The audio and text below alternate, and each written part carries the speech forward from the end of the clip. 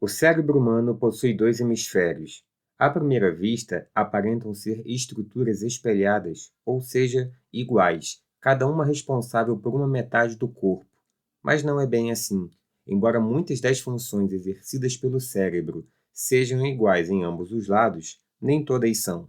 Da mesma forma, é intrigante o fato do hemisfério esquerdo controlar o lado direito e o direito controlar o esquerdo. Não seria mais óbvio cada hemisfério controlar o seu mesmo lado? Vamos começar a entender melhor.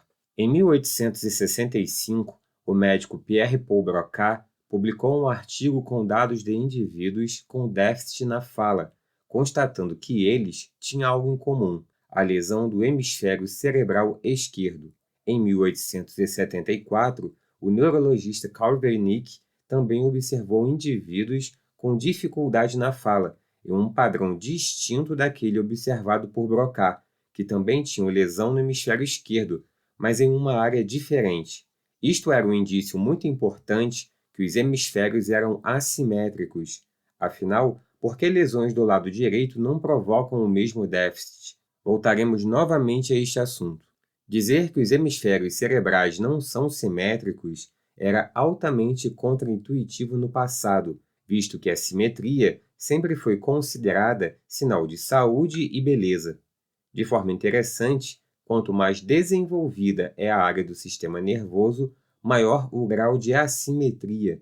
O cérebro é mais assimétrico que o tronco encefálico, que é mais assimétrico que a medula espinhal.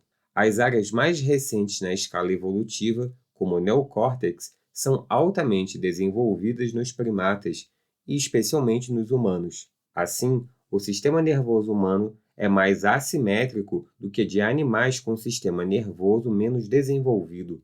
Mas o quão antiga é a assimetria cerebral? Bem, é muito antiga.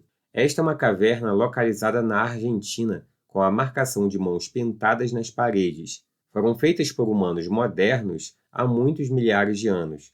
Consegue perceber algum padrão? Veja que a maioria das mãos pintadas são esquerdas, e isso reflete a preferência humana pela utilização da mão direita. Afinal, se você for pintar a sua mão para deixá-la impressa em uma parede, você vai utilizar a mão mais habilidosa, no caso a direita, para pintar a mão esquerda. Quando olhamos para o desenvolvimento, os fetos já demonstram em sua maioria a preferência pela mão direita, indicando que não é um componente cultural. Porém, gêmeos idênticos não possuem sempre o mesmo lado dominante, então alguma coisa além da genética também influencia. Mas quando olhamos na escala evolutiva, as evidências são muito mais antigas. Há indícios de dominância no uso de membros de mais de 500 milhões de anos. É isso mesmo, 500 milhões de anos. Trilobitas, um animal extinto, eram muito comuns. Na época, eles tinham um predador chamado Anamalocaris.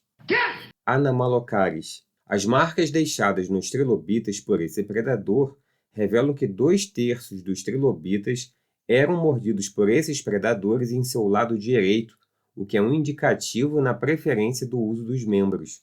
Vários outros animais mostram preferência no uso de membros, como camundongos, cães, cavalos e vários outros animais.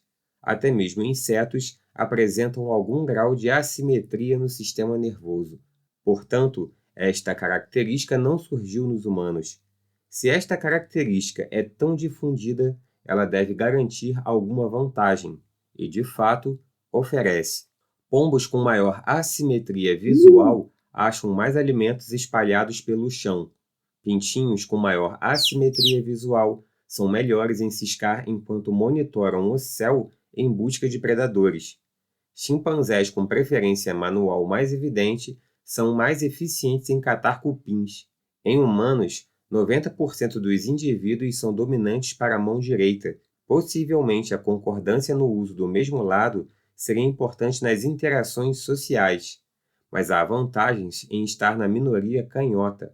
Em alguns esportes, os canhotos se saem melhor, incluindo aqueles de combate, onde eles possuem comparativamente mais vitórias, como no boxe e no MMA. Voltando à linguagem, a assimetria também está presente. Como vimos, Broca e Wernicke foram pesquisadores pioneiros nesta área. Atualmente, duas das principais áreas da linguagem recebem seus nomes, as áreas de Broca e Wernicke. A área de Wernicke localiza-se no lobo temporal, enquanto a de Broca no lobo frontal. Nos destros, em 95% das vezes, essas áreas estão no hemisfério esquerdo, enquanto nos canhotos essa relação é de 70%. A área de Wernicke, de forma geral, está associada à compreensão da fala, enquanto a área de Broca representa a área motora da fala. A lesão da área de Wernicke faz com que o indivíduo tenha dificuldade em entender o que lhe é dito. No entanto, a área de Broca, responsável por produzir a fala, está íntegra. Assim, o indivíduo consegue falar, mas sua resposta é desconexa, visto a dificuldade de entender o que lhe foi dito.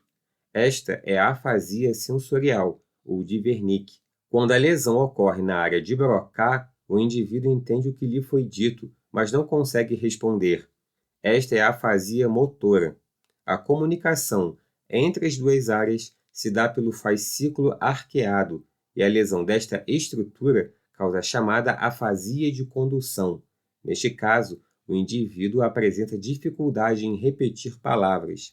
Este padrão das áreas de linguagem é uma simplificação, e nem sempre obedecem estas áreas específicas.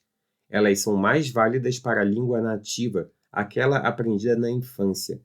Veja neste estudo em que indivíduos bilíngues foram solicitados a dizer nomes de objetos que lhe eram apresentados. Veja que na língua nativa, representada em cinza, há ativação tanto do lobo frontal quanto no temporal. Mas no segundo idioma, representado em preto, as áreas ativadas estão no lobo temporal. Estudos pós-morte mostram que há uma grande assimetria entre o lado esquerdo e direito na área temporal superior, correspondente à área de Wernicke. Em cerca de 65% dos indivíduos, ela é muito mais desenvolvida no lado esquerdo. Esta assimetria já está presente mesmo no feto, o que sugere que não é consequência do aprendizado da linguagem. Humanos com maior assimetria de linguagem no cérebro possuem, em média, maior QI e leem melhor. A via visual também é cruzada e cada um dos olhos envia seus sinais para ambos os hemisférios. Desta forma, o que vemos com o olho, como ilustrado pelas vias, é identificado em ambos os hemisférios cerebrais. Outro fato curioso é que o hemisfério percebe as sensações do lado oposto e também controlam a ação muscular do lado oposto. A principal via motora cruza na região do bulbo, chamada de decussação das pirâmides. O fato da via sensorial e motora serem cruzadas é conhecido há bastante tempo, mas o motivo permanece obscuro. Este é ainda um dos mistérios da neurociência. O mais curioso é que o cérebro controla os movimentos do lado oposto, mas o cerebelo controla do mesmo lado. De forma geral e simplista, o hemisfério cerebral esquerdo é usualmente o verbal, responsável pela linguagem, enquanto o hemisfério cerebral direito está mais envolvido com mecanismos emocionais.